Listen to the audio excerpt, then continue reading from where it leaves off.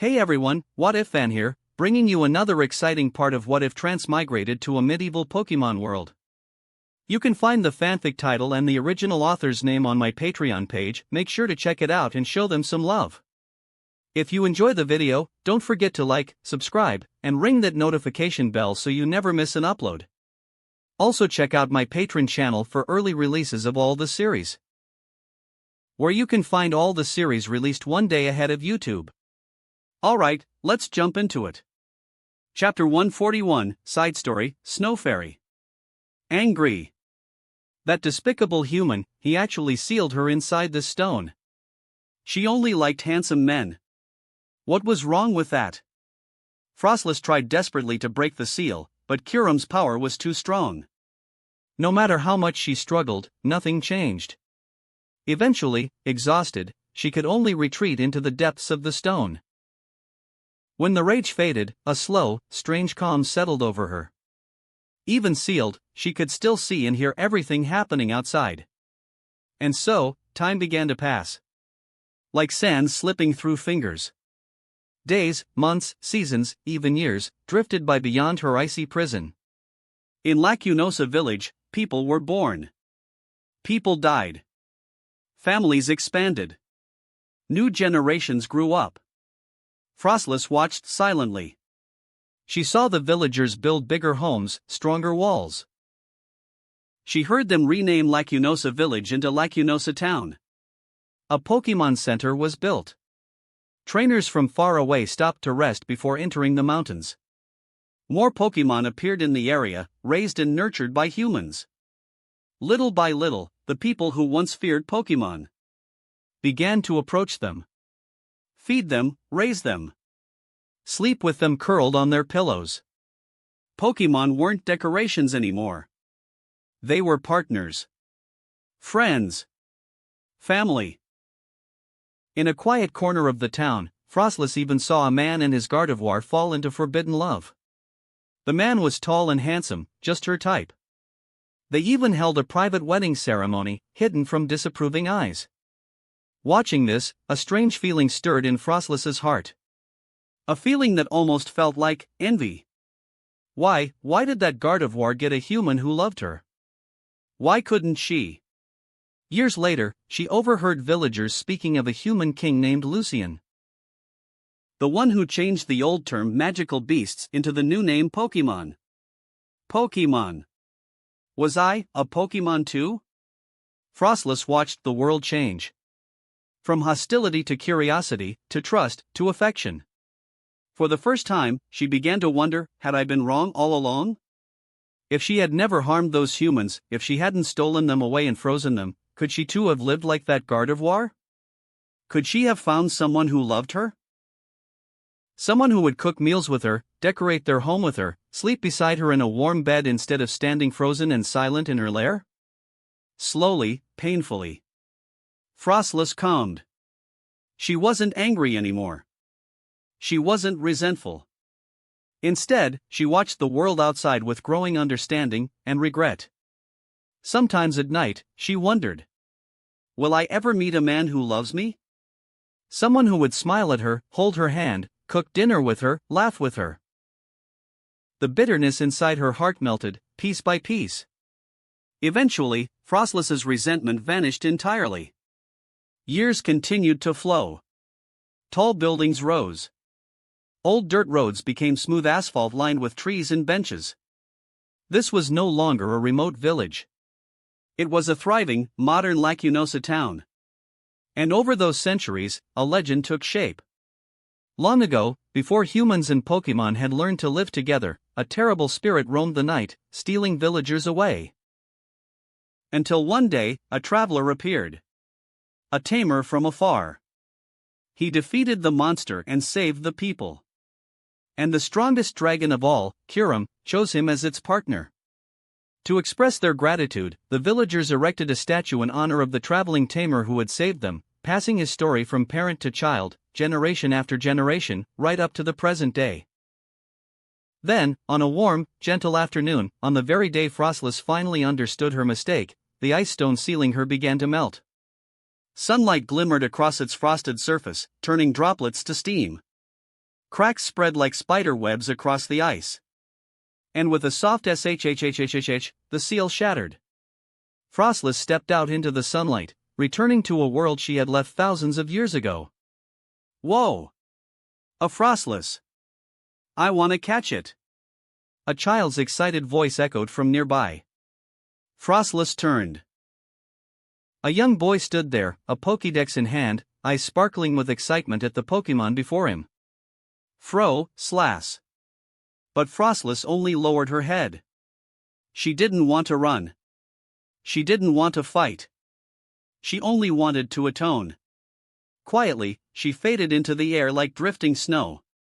Yet she did not leave Lacunosa town. Instead, she wandered through the streets, through quiet alleys and bustling markets, helping wherever she could. To atone. To heal what she had harmed long ago.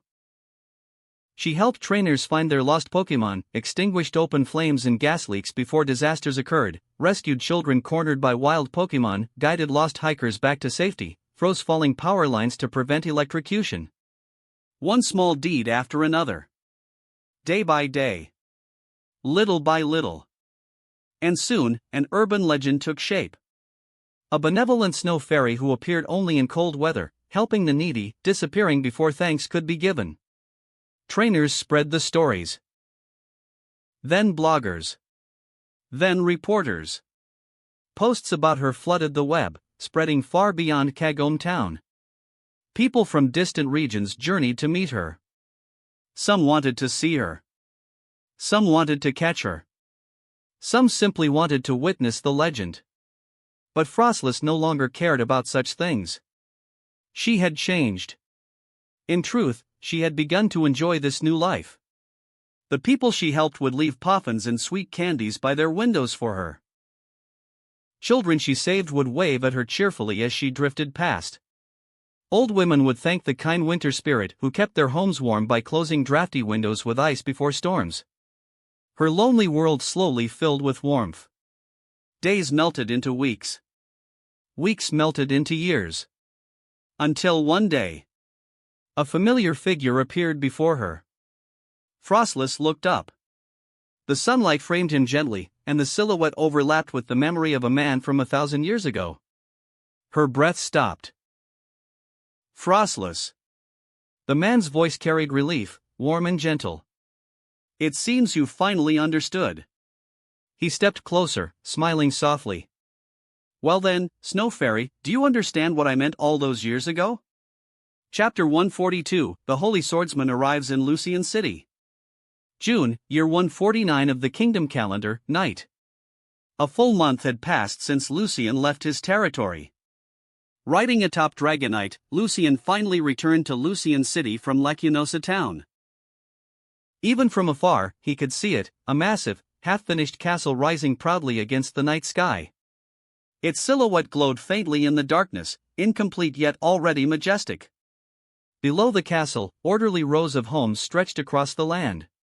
Warm kerosene lamps flickered in every window, scattering soft orange light across the night. Beyond the town lay rolling fields and pastures. Further still, lush forests and expansive plains swayed in the moonlight. Knights patrolled the streets with Swablu and Aaron at their side. The moment they spotted a massive flying creature overhead, they tensed. A strange beast. But then they recognized the figure riding on its back. Prince Lucian. It's His Highness, Prince Lucian has returned. Excitement rippled through the entire city. Dragonite landed smoothly at the city square. Lucian nodded at the knights, signaling them to continue their patrols, and headed toward his residence. Inside the courtyard, he released Superior, Larvesta, the three swords of justice, and Curum from their pokeballs. Within seconds, the old butler Elif and Gerald rushed in, faces overflowing with relief and joy. Prince Lucian. Elif hurried forward, but froze mid-step. Because before him stood Curum. A colossal, terrifying dragon beast. Gee God above. Elif nearly fainted on the spot. Gerald instinctively stepped forward, hand on his sword, feeling an oppressive pressure from Curum that made his skin crawl. Don't panic, Lucian said calmly. This is Curum. He's here to help us. And these three, Cobalion, Verizion, Terrakion, are also my allies. Kiram swept its cold gaze over them but stayed silent. The three swords of justice, however, lowered their heads slightly in polite greeting. A realization struck Elif like lightning. His Highness, he actually succeeded. He really gained the allegiance of the divine dragon of Unova. Cobalion, Verizion, Terrakion, rest here tonight, Lucian instructed them with a smile. Tomorrow, I'll show you around the city. Cobalion nodded with quiet dignity. Lucian opened the door, gesturing for everyone to enter. Dragonite, Superior, and Larvesta slipped inside easily, visibly happy to be home again. The Swords of Justice followed quietly, their eyes scanning every detail of Lucian's home with curiosity. Kiram ducked its enormous head to enter, its massive frame nearly scraping the ceiling. Chirp! A group of Minchino sprinted across the floor, excitedly leaping at Lucian. They chittered proudly, as if saying, "Look! We cleaned the house perfectly while you were gone." Lucian laughed softly and patted their fluffy heads. "Good work, all of you. Mix in." Only then did the Minchino notice Kiram behind him. Immediately, 5 tiny faces twisted in horror, and they dove behind a sofa, trembling. Kiram blinked. Lucian reassured them gently. "Don't be afraid. This is Kiram, he's our friend." The Minchino peeked out timidly, slowly calming down. "Kiram, Terrakion, you two rest for now. I need to take care of some official work," Lucian said, instructing the maids to bring food. The Pokémon all relaxed, unbothered. Lucian then called for Elif, Gerald, and the other retainers, leading them upstairs to the study. Downstairs, the 3 swords of justice lay sprawled comfortably on the polished wooden floor. They exchanged glances, still a little stunned by Lucian's casual interactions with the tiny squirrels. Their gazes drifted to the sofa. The terrified little creatures peeked out, watching Kiram with wide eyes. And Kiram, the legendary dragon, lay curled on the floor in calm, silent slumber. Soon, soft footsteps approached. Maids entered with steaming dishes and placed bowls of food before the Pokémon. Verizion quietly observed the humans around them. Their eyes held curiosity when looking at the 3 swords of justice, but when they glanced toward Kiram, their expressions shifted to pure fear. Perhaps that was inevitable. Kiram's aura was cold, ancient, and overwhelmingly distant. Cobalion watched this in silence, thoughtful. Terrakion, however, didn't bother pondering such things. Its eyes were fixed on the plate in front of it. "Well," it declared cheerfully, "I'm digging in." The large wooden platter was beautifully arranged, fresh berries, fragrant dried fruits, soft bread and pastries, and a honey-roasted meat steak, along with a bowl of sweet tree sap juice. The swords of justice were accustomed to eating fruits, leaves, and grasses. They rarely touched meat at all. So they ignored the steak and instead devoured the berries and bread. "Oh! Delicious! This is amazing!" Terrakion cried, its eyes shining. The bread was unbelievably soft and sweet, completely different from the bland rations they usually ate in the wild. Kiram, who had been resting with its eyes closed, slowly opened them. It glanced down at the meal set before it, and didn't touch it. At its level, eating was no longer a necessity. Consuming food was optional, almost meaningless. Meanwhile, Dragonite, Superior, Victini, and Larvesta were blissfully unaware of these inner thoughts. They gathered together, happily enjoying their bowls and plates. They had been away from home for nearly a month. Having something warm and familiar to eat again felt wonderful. Upstairs, the study. On the second floor, Lucian sat behind his large wooden desk, listening as his subordinates reported the state of the territory. "Your Highness," one of the retainers began respectfully. "All city infrastructure projects have been completed. Everything is running smoothly. During your absence, many merchants traveled here from other cities. They brought specialty goods, and took local products back with them. The markets have been flourishing. In the past month," Elif continued, "numerous shops have opened, barbershops, restaurants, inns, bakeries, fabric stores, and clothing boutiques. These merchants have brought significant income into the city. And the commoners who were among the first to learn magical beast raising are slowly becoming wealthy. Elif paused, remembering something, and added with a smile. I've heard that honey from the Kambi colonies, wool from Marip, and pleaves harvested from Petalil, tea brewed from Sazbuk's seasonal herbs, and syrup fermented by Shukal are very popular in other cities. Especially the cloth and carpets woven from Marip wool. They're extremely durable, some nobles are paying high prices for them. Lucian nodded, satisfied. Excellent. In just 1 month, trade had increased so much that the entire territory was becoming prosperous. Then he remembered something and looked up. And the hospital, he asked. How are the 2 Joy apprentices doing under Lila's training? Chapter 143. Elif, how are the 2 Nurse Joy apprentices doing? Lucian asked. Elif straightened slightly, a hint of pride warming his expression. Your Highness, the 2 Miss Joys are exceptionally bright. They've already mastered identifying herbs and preparing remedies for different injuries. As instructed, both are now serving full-time at the hospital, treating injured residents and magical beasts across the territory. And Miss Lila, Elif continued, has taken up her post as head physician at the hospital. Lucian nodded. Lila was immensely dependable. Elif then added, additionally, the academy is nearly ready. The carpenters have crafted all the tables and chairs exactly as you specified. Among the people His Majesty sent, several are well-read scholars. They can teach the children to read and write. Lucian thought for a moment. Let's add a course on identifying magical beasts. Elif hesitated. But Your Highness, besides you, no one here knows much about magical beasts beyond what you've taught us. Lucian recalled Christina's drawings of Pokémon and said, I'll compile the teaching material myself. Also, have Christina come see me later, I'll need her to sketch accurate portraits of each magical beasts. Yes, Your Highness, Elif replied, though his brows tightened slightly. However, we currently lack skilled parchment artisans. We can't create proper books or manuals. Lucian fell silent. In this era, parchment was precious and slow to produce. Ordinary families could barely afford scraps, let alone books. Education belonged to nobles and merchants, not the common folk. And yet, Lucian wanted every child in his territory to learn.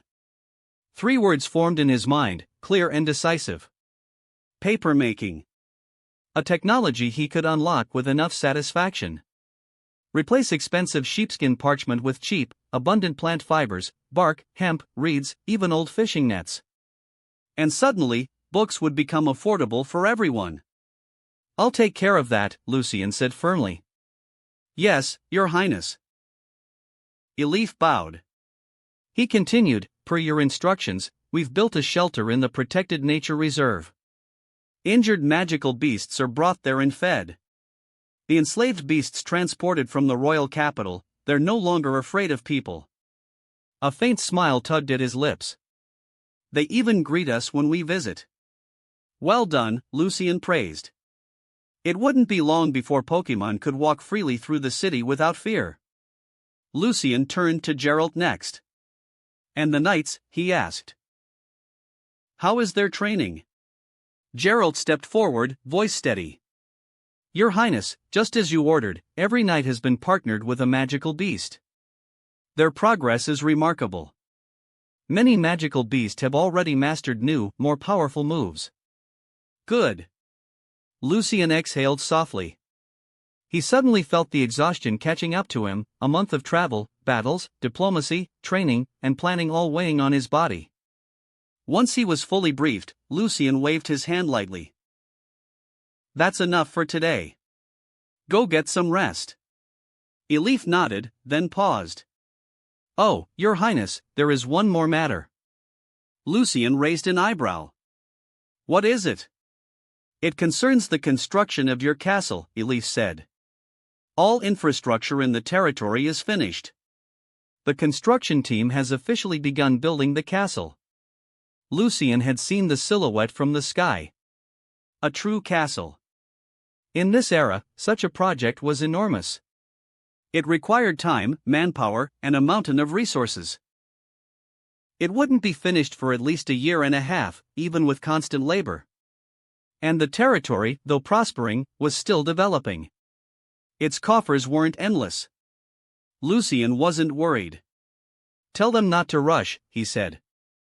"A castle is a long-term project." He would need to find new ways to generate revenue, and papermaking was the perfect starting point. But most of all, Lucien was excited for one section of the castle. The ecological garden he had specially requested when working with Elena on the design. A sanctuary within the castle walls where his Pokémon could roam freely. Fluffy Pikachu, playful Eevee, majestic Tyranitar. And, two legendary Pokémon he adored more than any others. Koraidon and Miraidon, the ancient and future dragons of the Paldea region. He smiled faintly. In this era, the Paldea region must still be deep in its age of exploration. Countless adventurers ventured into the Paldea Great Crater, seeking the legendary treasure said to lie at its depths. Lucien wondered, fleetingly. Would he one day meet Koraidon and Miraidon there? But now wasn't the time to chase such fantasies. Not yet. The war between humans, Reshiram, and Zekrom loomed ahead. Until the Unova region achieved full peace and stability, such dreams had to wait. "Understood, Your Highness Lucien," Elif said with a deep bow. "Please rest well." The retainers quietly withdrew from the study. Left alone, Lucien leaned back in his chair, mind drifting through countless plans: territory development, war preparation, Kiram's trust, the Swords of Justice, the Academy, papermaking. After a while, he finally rose and headed downstairs. The house was warm, quiet. After days of traveling, battling, and hard work, the Pokémon had all collapsed into deep sleep. Dragonite had slumped onto the thick carpet, sitting upright with its head drooping, snoring softly. Superior lay curled elegantly on the sofa, tail tucked neatly beneath its coils. Larvesta slept by the fireplace, embers reflecting off its feathers. Victini sprawled comfortably on its cushion, breathing gently. The three Swords of Justice, however, remained awake. They rested on the carpet, alert yet calm, as if waiting for Lucien. Kiram was the same, its massive, icy body lying quietly, eyes closed but consciousness awake. As Lucien stepped into the room, all four legendary Pokémon turned their heads toward him. Terrakion, Virizion, Cobalion, Lucien greeted with a gentle smile. "Welcome to Lucien City. Please rest for tonight. Tomorrow, I'll show you around this town, a place where humans and Pokémon live together." "I look forward to it," Cobalion replied with a dignified nod. If this town was truly as Lucien described, if every human here treated their Pokémon with the same care he gave Dragonite and the little squirrels, then this place could become something rare. A haven. A sanctuary for humans and Pokémon alike. A seed of harmony. The Swords of Justice exchanged glances, silently agreeing. Their own strength, the strength of only 3 Pokémon, could never save every displaced creature left wandering in the devastation of war. This conflict was not merely between humans and Pokémon. It was a war fueled by human greed, human belief, human division. Cobalion knew, until the root cause was resolved, nothing would truly change. And if they must choose a side, they would choose Lucien. After all, even a being like Kiram acknowledges his beliefs. Chapter 144.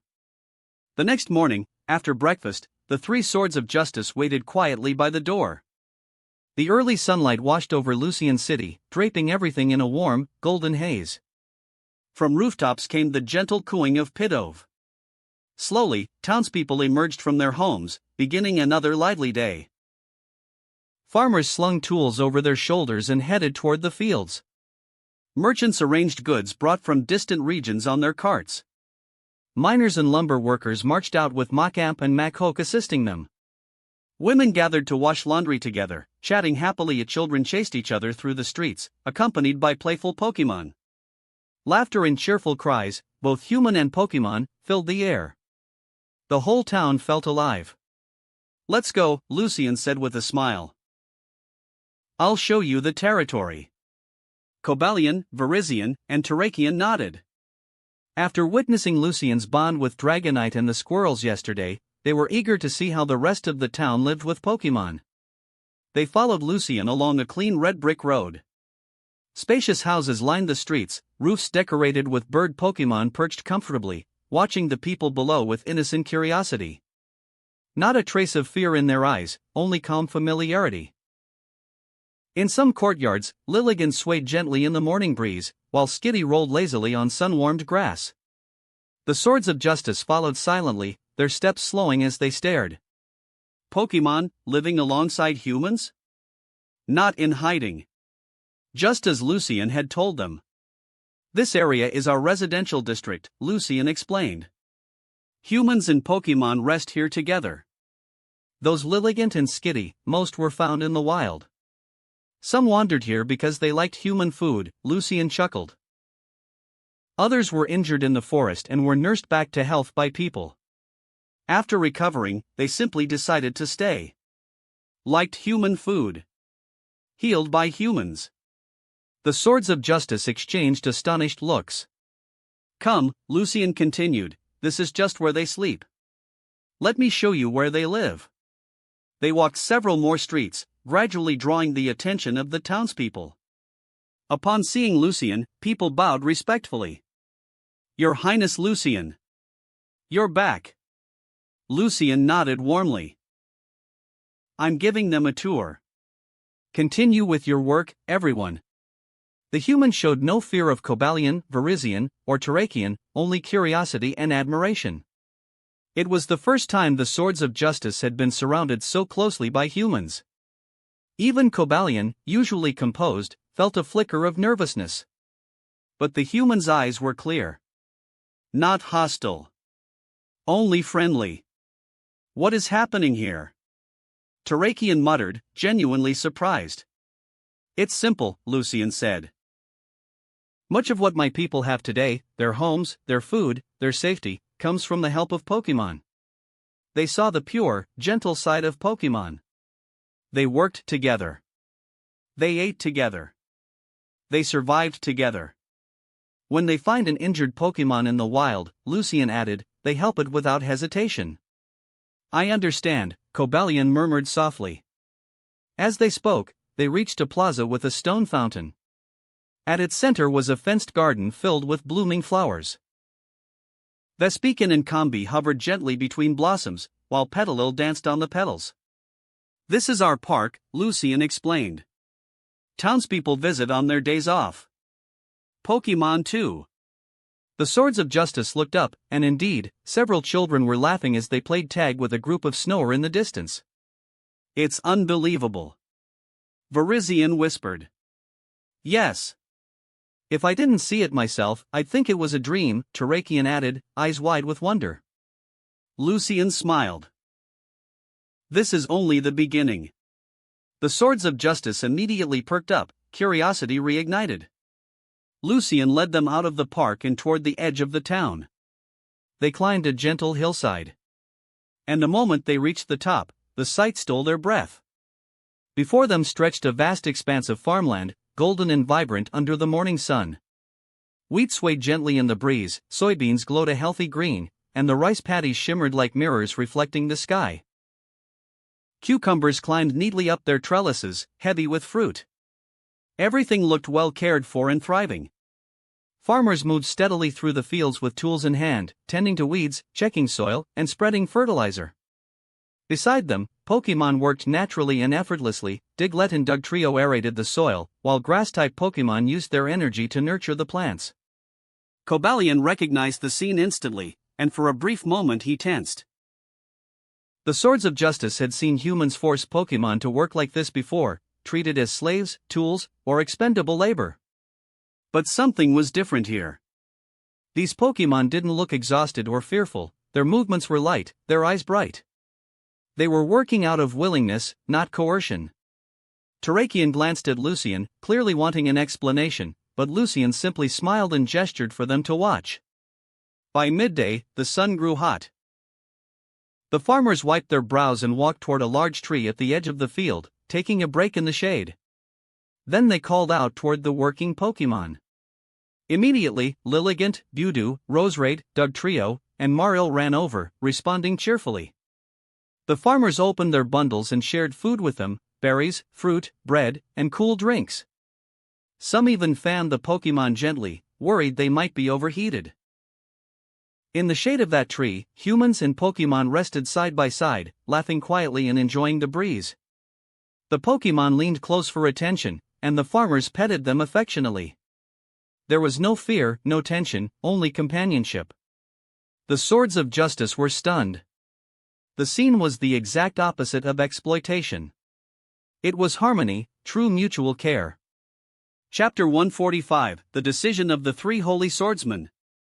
The scene before the swords of justice exceeded anything they had ever imagined. It was the complete opposite of the world they had known. Before meeting Lucien, the trio had wandered the Unova wilderness for years, battling humans who abused Pokémon and rescuing the ones who suffered under them. They had witnessed plenty of farmlands where Pokémon were forced to work like machines, driven by whips, threats, or fear. In those places, humans treated Pokémon as tools, property, or livestock. But here, this was something else entirely. The smiles on the Pokémon's faces were unmistakably real. Their light-hearted movements, their relaxed posture, their cheerful cries, everything showed genuine enjoyment. They weren't being exploited. They weren't afraid. They wanted to be here, working beside their human partners. It made the swords of justice hesitate. For the first time, what they saw did not match their beliefs. What was this place? What was Lucien doing that was so different? Unable to make sense of the strange harmony unfolding before their eyes, they turned toward him, silently asking for an explanation. Lucien only smiled gently. It's not over yet. He led them away from the farmland and toward the next destination. The Garridos Ranch. The three swords of justice followed Lucien through a wooden gate into a wide ranch. They slowed their steps, looking around curiously. Where is this? Cobalion asked. A ranch, Lucien explained. This place provides food and wool for the entire town. As he spoke, a young girl tending a herd of Mareep looked up in surprise. Her eyes lit up the moment she recognized the visitor. Your Highness Lucien? What brings you here today? I'm showing some friends around, Lucien said. Friends? Megan murmured, then saw the towering forms of Cobalion, Terrakion, and Virizion behind him. Her eyes widened in pure astonishment. But after a moment, she composed herself. After all, she was friends with Garridos. It wasn't fair to be surprised that Lucien befriended powerful Pokémon too. Please come in. My brother took Buffalint to town for a checkup. It's just me here today. The Mareep's wool has grown out, so I'm trimming it. You can continue, Lucien said with a reassuring smile. We're only looking around. Yes, Your Highness. Though clearly nervous at having the prince watching her work, Megan quickly relaxed again as the fluffy Mareep nudged her hands, bleating happily, lining up to have their wool trimmed one by one. The swords of justice watched intently. The Mareep weren't afraid. They willingly crowded around the human girl, patiently taking turns as if they enjoyed the attention. In the distance, Combi buzzed in and out of their hive, gathering nectar from flowers that humans cultivated nearby. Everything operated smoothly and effortlessly, with humans and Pokémon working in perfect rhythm. Lucien spoke quietly beside them. The honey from Combi is harvested and sold in town, just like the Mareep wool. He pointed toward the fields they visited earlier. The grass-type Pokémon help cultivate crops with their energy. Water types assist with irrigation. Diglett and Dugtrio loosen the soil. And in return, Lucien continued, humans give them shelter, food, warmth, and safety. They no longer have to fear storms, extreme temperatures, or predators. They can rest without worry. Cobalion slowly absorbed his words. This isn't slavery, Lucien said, meeting their eyes. It's cooperation. Mutual benefit. When humans and Pokémon support each other, both sides prosper. When humans and Pokémon are together, it allows both humans and Pokémon to have a better life. A better life. Cobalion immediately recalled everything he had just witnessed throughout the town. Indeed. Lucian had been right. After the initial shock faded, the three Swords of Justice finally understood what they had been seeing. There were things that even powerful Pokémon like them could never accomplish alone, such as building a place where every Pokémon, regardless of species or strength, could coexist peacefully and without fear. But humans were capable of creating such a place. In the past, the Swords of Justice had never even dared to imagine such a possibility. Yet after seeing this town with their own eyes, after watching humans and Pokémon live, work, rest, and laugh side by side, even the steadfast Cobalion couldn't help but turn toward Lucian. At that moment, Lucian's ideals resonated deeply within them. They acknowledged him, not just as a leader, but as someone truly capable of changing the world. The three exchanged a glance, coming to the same resolve. Cobalion stepped forward, his voice steady and solemn. Lucian, we are willing to entrust our power to you as well. Please, create a world for the Pokémon of this land. A world without war, without oppression, a world where all Pokémon can live happily. Lucian blinked, a bit surprised by their sudden sincerity, but he quickly smiled, warm and confident. Welcome to the team, Cobalion, Virizion, Terrakion. He had always intended to unite every force that could be united. Only by bringing humans and Pokémon together could he guide this land into true harmony. Terrakion grinned broadly, muscles tensing with excitement. Ha! Then I'll do my best to help. Virizion bowed her head gracefully. My strength is yours to command, Lucian. Please guide me. Cobalion remained calm as ever, but his eyes softened. From now on, we Swords of Justice will treat Lucine City as our base. Many Pokémon across the land are still suffering persecution from humans. We cannot stay here permanently, but when the war begins, you can count on us, we will return to fight at your side. Cobalion knew the truth, humans were the catalyst of this brewing conflict. Only by ending the coming war could the countless homeless Pokémon finally find peace. Lucian wasn't surprised by their declaration. He nodded resolutely. Don't worry. With Kyurem here, this territory is safe. And if you encounter any injured or homeless Pokémon during your travels, send them here. Lucine City will take them in, we'll help them. We will, Cobalion replied with a firm nod. They had been struggling with the question of what to do with the Pokémon who had nowhere to go. But today, they had seen what Lucian built, Pokémon living good lives, respected and cherished.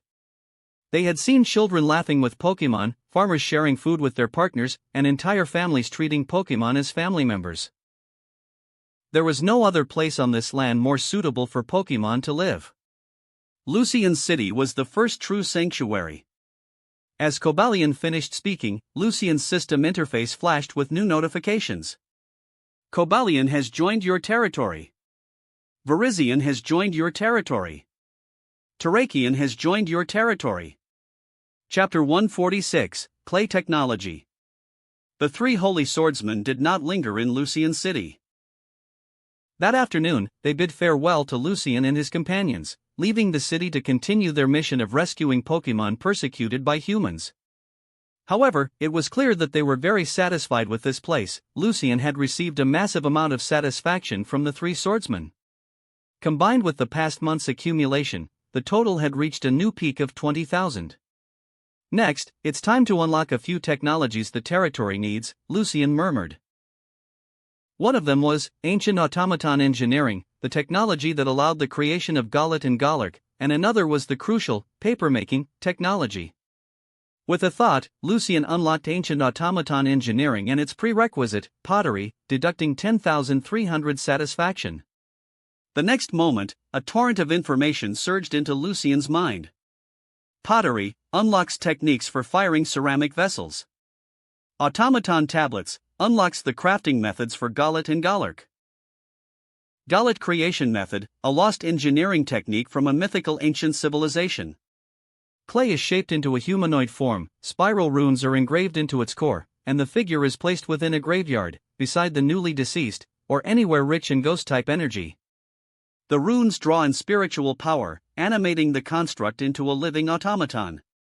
Note, a newly awakened Galat imprints on the first person it sees as its master. Its loyalty is absolute, obeying all commands. It can defend humans in Pokémon or perform heavy labor. If its master dies, a Galat can be placed at their grave, where it will guard their resting place for eternity. This is... Lucian was stunned. The raw materials to create Galat and Galark required clay and spiritual energy? No, according to the tablets, sufficient ghost-type energy alone was enough. This meant Lucian didn't need a human soul. If he could find a powerful ghost-type Pokémon, it could infuse its energy into the runes, allowing Galat to be created safely. The spiral runes were the key. They converted ghost-type energy into a perpetual driving force. The engineering of this ancient civilization, it's unbelievable. The entire rune inscribing technique was now engraved in Lucian's memory. His people had dug up mountains of clay to build houses, so materials were plentiful. As long as he found a ghost-type Pokémon, they could mass-produce Galat. Creating Galark, however, required exponentially more clay and far stronger ghost energy, reasonable, since Galark was the evolved, giant guardian form. A ghost-type Pokémon. Lucian pondered where he could find one. Obviously, he couldn't kill any humans or Pokémon to harvest souls. But in all his time here, he had yet to see a single ghost-type in the region. Forget it. I'll unlock papermaking first. Papermaking belonged to the gathering branch of technologies, requiring 9,000 satisfaction including prerequisite tech. Exactly enough. Papermaking unlocks the method of producing paper from plant fibers such as tree bark, rags, and fishing nets. With this, we can finally begin mass-producing white paper, Lucian thought. Paper was an essential leap forward. With it, civilians who could not afford parchment could read and write. Knowledge would no longer be a privilege of the rich. Ideas could spread. Education could flourish. It would also allow technological advancement and cultural exchange, such as printing newspapers. And in an era where most humans lived in fear of Pokémon, Lucian could publish newspapers to educate the public, share Pokémon facts, report major events, and slowly reshape society's perception. Merchants could carry the newspapers to other towns, spreading influence far beyond Lucian City. Elif, I need several trustworthy artisans who are skilled in parchment work, Lucian said as he wrote the papermaking method onto a sheet of parchment. His Highness, this is... Elif blinked in confusion. Lucian handed him the parchment. Have them attempt to produce paper using this method. Elif accepted it. The moment he noticed that the new paper was supposed to be made from tree bark, his expression turned incredulous. Paper, made from bark? How could something so hard and rough become thin, soft writing material? Lucian didn't pause. In addition to that, I need you to arrange manpower to establish a royal caravan and a royal workshop. Over the coming months, the territory would be entering a period of rapid expansion. Tax revenue alone wouldn't be enough to fuel such growth. They needed stable, controllable sources of wealth. A royal caravan would allow Lucian to tightly control the territory's most important technologies, from papermaking and printing, to refined salt production, to any future industrial advancements. Meanwhile, the royal workshop could focus on researching and inventing new technologies, the first being papermaking, but eventually even steam engines. The salt used by people in this era was no different from ancient times, crude, unrefined, mixed with impurities. With no Pokémon like Garganacl in the region, salt production was slow and inefficient, making high-quality salt extremely expensive. Thinking of this, Lucian quickly wrote down the detailed method for refining coarse salt into clean white salt on another sheet of parchment. He handed it to Elif. This refined salt can be sold for a high price to nobles in other territories. It will be very popular. Elif stared at the instructions, stunned. Your Highness. It was in that moment the old steward realized something. His Highness had changed. Before, Lucian had never involved himself in such complex civil technologies or economic planning. Before, His Highness was gentle, sheltered, even a bit naive. But now, Lucien was calm, decisive, and full of knowledge no one in this era possessed. Elif didn't know where such a transformation came from. is something wrong, Elif? Lucien looked up from his thoughts as he noticed the steward's expression. And no, nothing, Elif said quickly. I was only thinking, how much better things would have been if your highness had never left the royal city. You wouldn't have suffered so much. I remember how much your highness used to love the Flying Cloud ice cream that came as tribute from the Flying Cloud territory. Oh, right. Lucien suddenly laughed. One time I even fought with Victini over the last cup of ice cream. Thinking about it now, it's really funny. That tone, that warmth, that was unmistakably His Highness. Elif's doubts scattered instantly. No matter how much Lucien changed, he was still His Highness. Elif smiled. When I speak with the caravan, I'll ask them to bring back a few barrels of ice cream the next time they pass through Flying Cloud territory. Now that we have so many ice-type magical beasts in the territory, we can use their abilities to make sure the ice cream won't melt during transport. Chapter 147, Eindhoek. As Lucien watched Elif turn and leave, a complicated mix of emotions welled up inside him. Had he been discovered? If he thought about it carefully, it was inevitable. Introducing unfamiliar technologies, new ideas, and unheard of methods would always raise suspicion eventually. There was no way around that.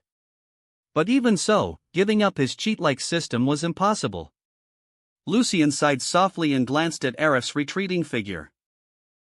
This loyal old steward still showed a perfect 100 loyalty in his system panel. So the earlier slip hadn't really shaken him. Arif still believed he was Prince Lucien. That was enough. As long as no one tried to expose him, Lucien would keep playing his role, building this territory into a place where humans and Pokémon could flourish. He gathered his thoughts.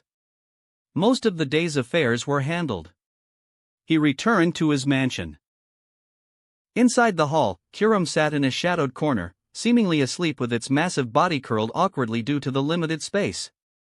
The 5 Minccino were still hiding behind furniture, peeking nervously at it. Only when Lucien entered did Kurum open its eyes briefly, acknowledging him. Dragonite and Larvesta immediately rushed over to greet him, wings and antennae fluttering happily. Superior, lounging on a sofa, lifted its eyelids lazily before glancing over as well. Woo! Lucien laughed and patted both Dragonite and Larvesta on their heads. They chirped with joy. Dragonite, now evolved, was soft, round, warm, and unbelievably pleasant to touch. Its clear, expressive black eyes could melt anyone's heart. Dragonite was simply adorable, well, except for Iris's Dragonite. After giving Dragonite and Larvesta their well-deserved affection, Lucien sat beside Superior. His gaze wandered, and then met Kurum's. Kurum exhaled 2 cold streams of frosty air from its nostrils. Does it want me to pet it too? Lucien couldn't help imagining it for a moment, then immediately dismissed the idea. Knowing Kurum's personality, that had a 0% chance of happening. How do you find living here? Lucien asked. Are you getting used to it? Of course, Kurum's deep voice replied. You need not concern yourself with me. Kurum was a dragon capable of adapting anywhere. And truthfully, it was very satisfied with this peaceful town Lucien had created, especially the harmony between humans and Pokémon. The only problem was that the house was too small for its full size. Lucien nodded, then looked around the room. But one Pokémon was missing. Where's Victini? He asked, puzzled. Dragonite scratched its head and glanced toward the 2nd floor. I'll go take a look. Lucien ascended the stairs and gently opened the door of the small upstairs room. There, beneath the half-open blinds, sat Victini. Alone. Quiet.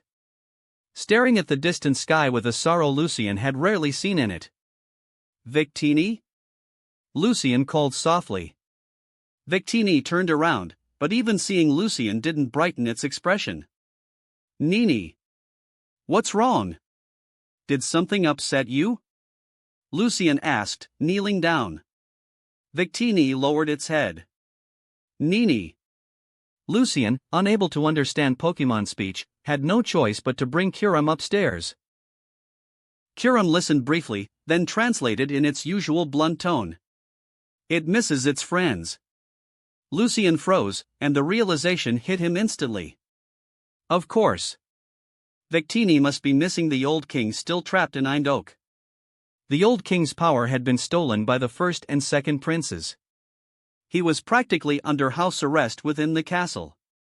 The old king was powerless to stop his sons' infighting. All he could do was watch helplessly as the kingdom he had once built with his own hands slowly fractured. Victini had been with the old king for many years, fighting beside him, protecting the people, and helping him establish the kingdom itself. For Victini, the old king was not just a monarch, he was family. Now that the old king was imprisoned in his own castle and stripped of power, how could Victini not worry? Nini. Victini lowered its head, its little eyes clouded with sorrow and anxiety. Lucien felt his heart tighten at the sight. He looked toward Dragonite, his trusted partner, now fully evolved and boasting incredible speed. Everyone knew that once Dragonair became Dragonite, its speed increased exponentially. At full power, a Dragonite could circle the entire Earth in 16 hours. Traveling from Lucien City to Eindhoek? At most, a few tens of minutes. In that case, Lucien stood up decisively, we're going back to Eindhoek. Victini froze. Nini? Lucien nodded with a reassuring smile. Of course. I wouldn't lie to you. He had his own reasons as well. There were questions only the old king could answer, where his two brothers were hiding, the current condition of their armies, and which factions held the advantage. He recalled Superior, Larvesta, and Kyurem into their Pokeballs, then mounted Dragonite. Victini settled onto his shoulder, still stunned but visibly hopeful. Following the map and Victini's psychic sense of direction, Dragonite blasted into the sky with extreme speed. Lucien estimated their route. With both extreme speed and agility enhancing Dragonite's flight, the whole journey took barely 20 minutes. Before long, the colossal silhouette of Eindhoek appeared. It was magnificent, an imposing city that, even thousands of years later, would still be considered a massive metropolis. Broad streets were filled with countless pedestrians. The sheer number of people, likely over 200,000, made Lucien momentarily envious. But he knew too well. Even if his own territory grew that large, he wasn't yet capable of supporting such a population. As they neared the royal walls, Lucien signaled Victini. Use teleport. Don't let anyone see us arrive. Victini nodded, and a bright white light enveloped them. When Lucien opened his eyes again, they were standing in a lavish room decorated in royal gold and crimson. A patterned carpet marked with the royal crest covered the floor.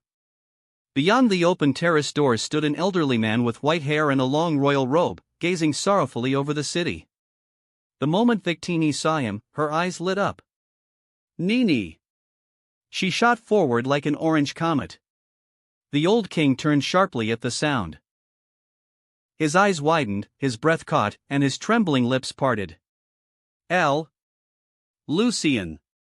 Lucien stepped forward and bowed slightly. Father. I've returned. Victini flung herself into the old king's arms, nuzzling his chest, chirping nonstop to express everything she'd been holding in. The old king instinctively stroked Victini's head, dazed, then looked up at Lucien again, still hardly believing his own eyes. Why have you suddenly returned? No. Your elder brothers have spies everywhere. You cannot stay here. If they discover you. Lucien quickly stepped forward and steadied him. Calm down, father. No one knows I'm here. He glanced gently at Victini. Victini missed you too much. It was worried about you, so I brought it home. Chapter 148, Father and Son Conversation. A full year had passed since father and son last met. When the old king looked Lucien over, he was momentarily stunned. When Lucian first left the capital, he had still been a boy, gentle-faced, soft-spoken, with youth written all over him. But now, my child, you've grown. The old king's wrinkled hand lifted as if to touch Lucian's face, but in the end he could not bring himself to do it. His arm fell back to his side as he sighed deeply. It is your father who has wronged you. Lucian remained silent for a moment before answering softly, "Don't worry, father." In a strange way, it became a blessing. If I had gone to my assigned fief as planned, my eldest brother would have locked me away by now. I would never have seen you again. Your elder brother. The old king wanted to deny it, but he couldn't. A man capable of imprisoning his own father would not hesitate to suppress his youngest sibling. He sighed instead. And you? "How have you been?" the old king asked gently. Guilt flickered in his eyes. He had taught his eldest son the arts of war. He had taught his second son the methods of statecraft. But his youngest, he had only hoped Lucian would live freely, untouched by struggle. He never imagined his older sons would tear the kingdom apart. Lucian began recounting everything that had happened over the past year, getting lost, building homes, mining stone, cutting lumber, cultivating fields, using the power of Pokémon, forming trade routes, training an army. The old king listened silently, worry and sorrow repeatedly flickering across his face.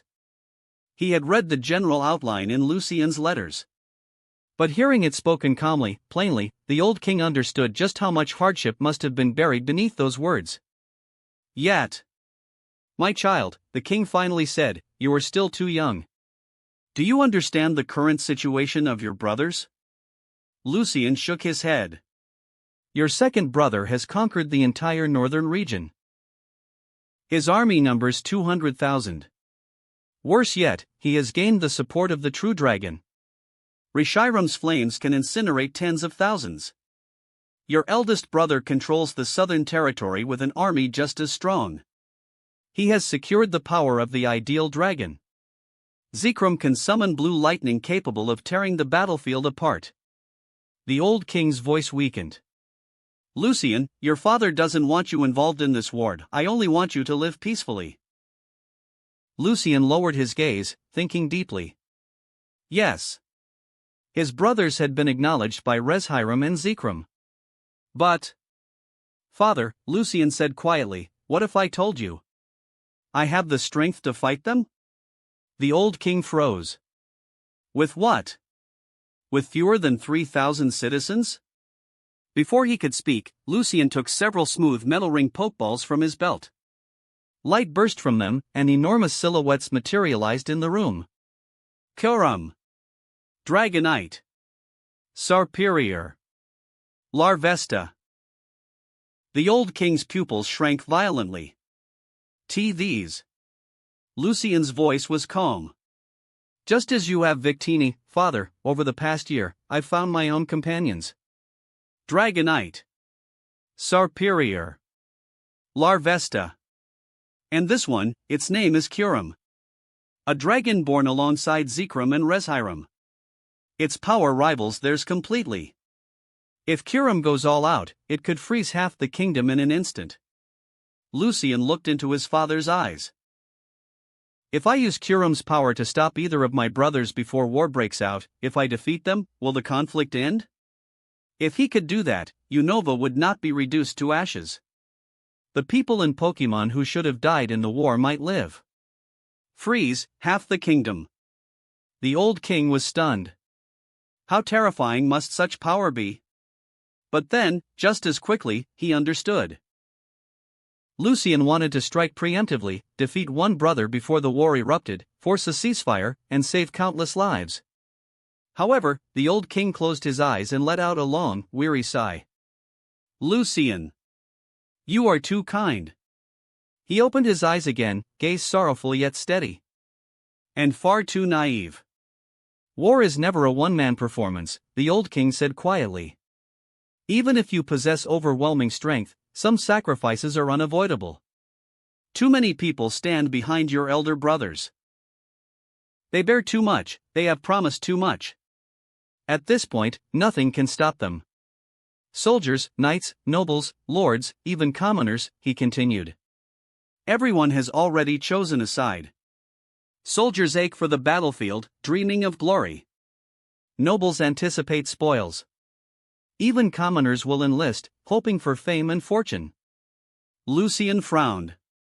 Then, what if I subdue them with sheer power? That will only breed greater resistance, the old king replied immediately.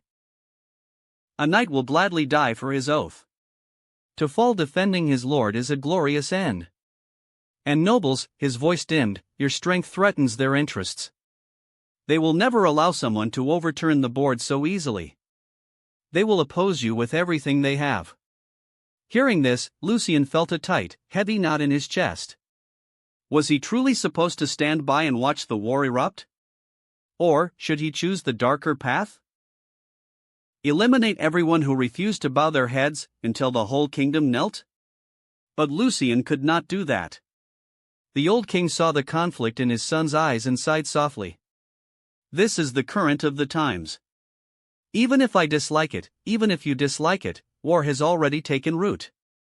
Perhaps, he murmured, only after pain and bloodshed will humans and magical beasts finally understand the value of peace. Only after the land is unified through hardship will there be room for a new future, one where humans and magical beasts walk forward together. He paused, then looked Lucian squarely in the eyes. Tell me, Lucian, do you know how to govern a kingdom? Lucian stiffened. Before transmigrating, he had been an ordinary person. Everything he had achieved so far, his planning, his development, his strategy, had been improvised through instinct. And what he remembered from strategy games like Civilization VI. The old king continued gently. Managing a small territory is simple. But dozens? Hundreds? Countless towns and villages? Can you govern them all alone? You lack the manpower. You lack capable ministers who truly understand national affairs. Even if you conquered territory after territory, problems would pile up. A minor issue today becomes a major one tomorrow. And when millions of small problems accumulate, another war will ignite. Lucian fell silent. Because he knew the old king was right. The conflict between the first prince and the second prince was inevitable.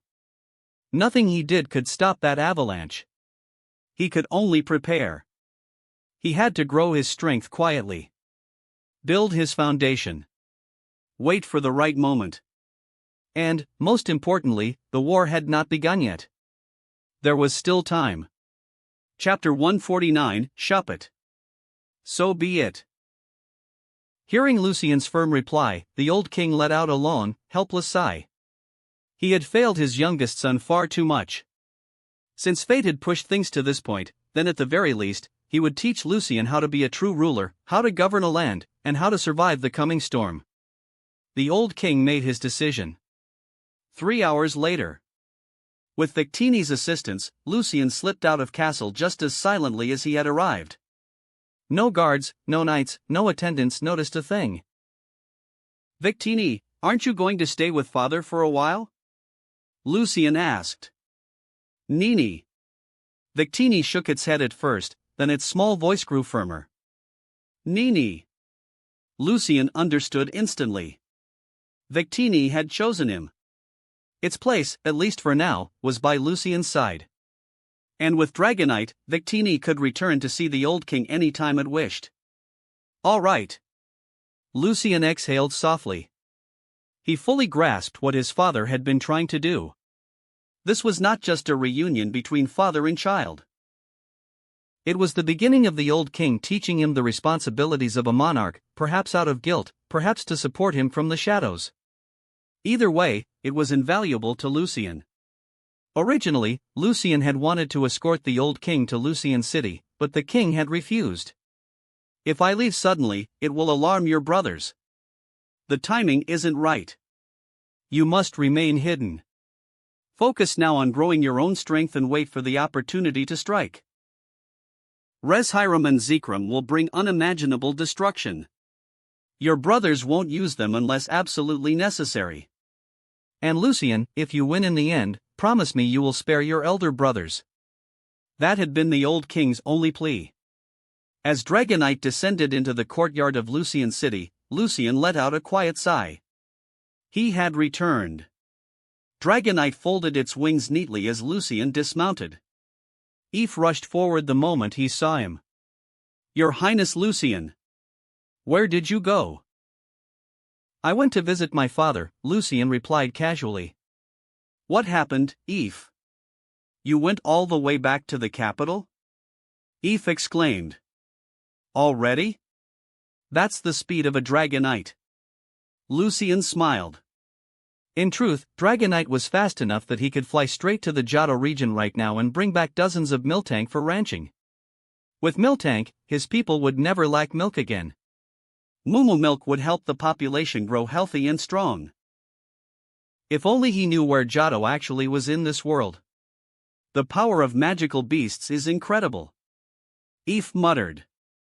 Then he remembered his purpose and straightened. "Your Highness, someone reported that in the past few days, several townsfolk have seen ghostly figures wandering the streets late at night." "Ghosts?" Lucian raised a brow.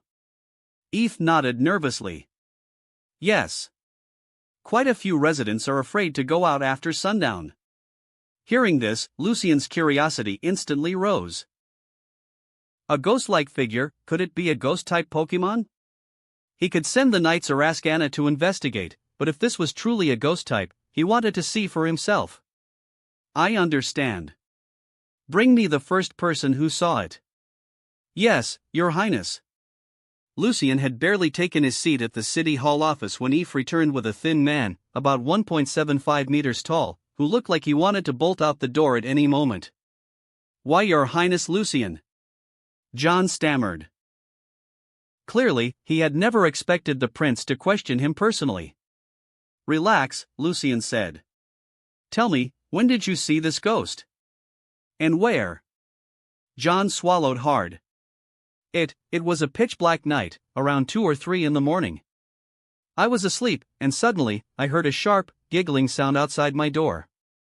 At first I thought it was some brat playing a prank, so I went outside to look. But then I saw," his voice cracked, "a ghost floating in the street." John's expression twisted in fear as he described the scene.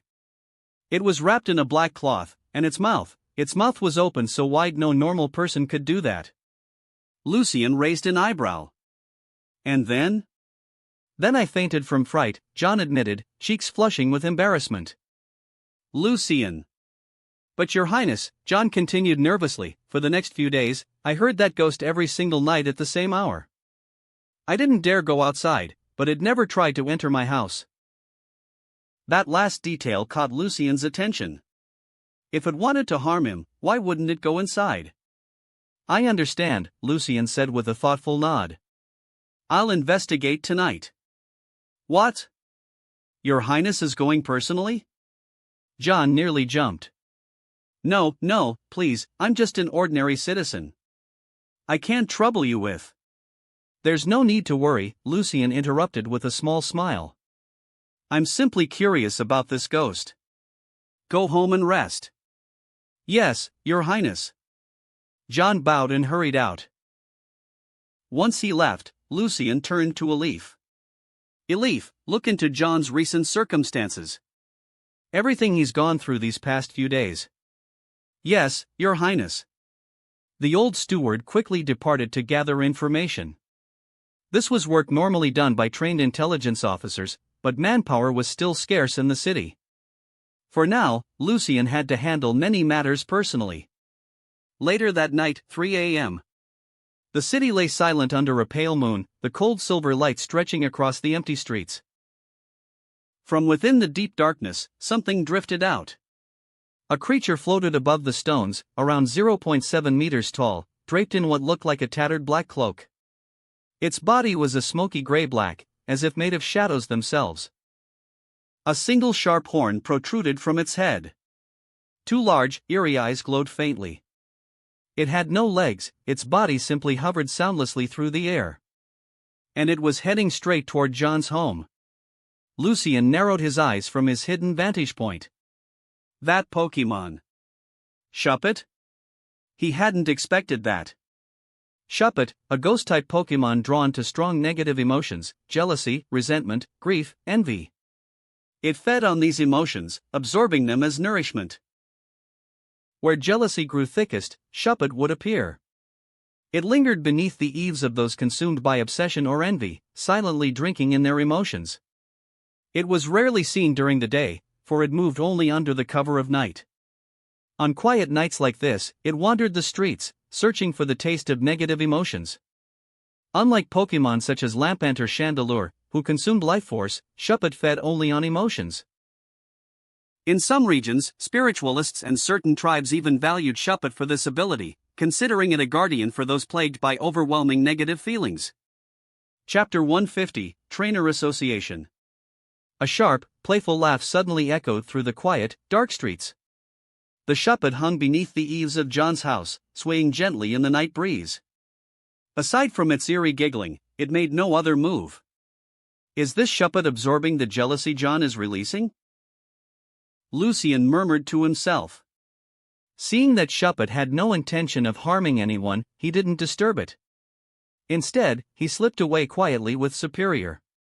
The next morning, Elif brought in the intelligence he had gathered. Your Highness Lucien, the information you requested has been confirmed, Elif said.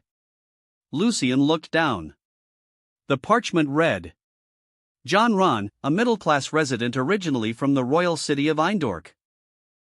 He left his homeland to follow the commoner girl he loved, joining the pioneering group to Lucien City. A few days ago, the girl began a relationship with a man named Kane. John fell into depression and jealousy because of this. Lucien. So the girl he loved got together with someone else. No wonder the Shuppet was attracted. Your Highness, Elif asked, did you see that ghost last night? Lucien nodded. It was a ghost type called Shuppet. It's drawn to jealousy. I understand the situation now. Bring John to me. Yes, Your Highness. Soon, John arrived. Your Highness. Did you figure out what that ghost was? He asked nervously. Of course, Lucien said. Then, with curiosity, John, what do you plan to do next? Huh? What do I plan to do? John didn't quite understand. Lisa and Kane are together now. I heard you left Eindhoven because of her. Lucien said. John instantly understood. His shoulders drooped. I really don't know what to do. Will you return to Eindork? Lucien asked. Return? No way. John shook his head immediately. Actually, I really like it here. People living together with magical beasts, that's amazing. Lucien nodded. The ghost you saw wasn't a spirit. It was Shuppet, a ghost-type Pokémon. It feeds on emotions like jealousy and resentment. Your jealousy toward Kane attracted it. A magical beast? John was stunned, then suddenly everything clicked. No wonder I haven't felt so horrible these past few nights. I wasn't obsessing over Lisa and Kane anymore. So that magical beast helped me? John looked excited. Your Highness, will it hurt people? Can I live with it? Like how you live with your partners. He looked very serious, like he was ready to work 3 jobs just to feed the Shuppet. Lucien smiled lightly. Of course. A Shuppet won't harm people. It will likely come again tonight. If you want, invite it in. Yes. John's eyes lit up. Compared to love heartbreak, raising a terrifying magical beast seemed far more exciting. And since Shuppet fed only on negative emotions, it posed no danger. Lucien didn't bother with the matter afterward. He casually asked about it the next morning, and Elif told him that John had already brought the Shuppet home to live with him. By the way, Elif, Lucien said, I plan to form a new organization. Elif blinked. What kind of organization, Your Highness? An association dedicated to training future beast handlers, an organization called the Trainer Association. As our territory grows, and humans and magical beasts begin to live together, there will be more situations like John and Shuppet. I need trained specialists to handle such matters. Your Highness is wise, Elif said earnestly. He clearly approved of the idea. With such an organization, Lucien would no longer need to personally handle every small incident involving magical beasts. How are the magical beasts in the nature reserve? Lucien asked. They're no longer as afraid of humans, Elif replied. Some even seem to like people. They frequently leave the reserve and wander into town. Good. Lucien was satisfied. I need you to find a group of children, 10 to 15 years old. Any background is fine. Children at that age were still pure and impressionable. Unlike adults, they were far more likely to form genuine bonds with Pokémon. Yes, Your Highness. Elif bowed and hurried off. Lucien watched him leave, and the old king's words resurfaced in his mind. Indeed, he needed to start cultivating his own power. Lucien didn't need traditional ministers. He needed people who understood Pokémon, who could live alongside them, cooperate with them, and use that harmony to develop the land.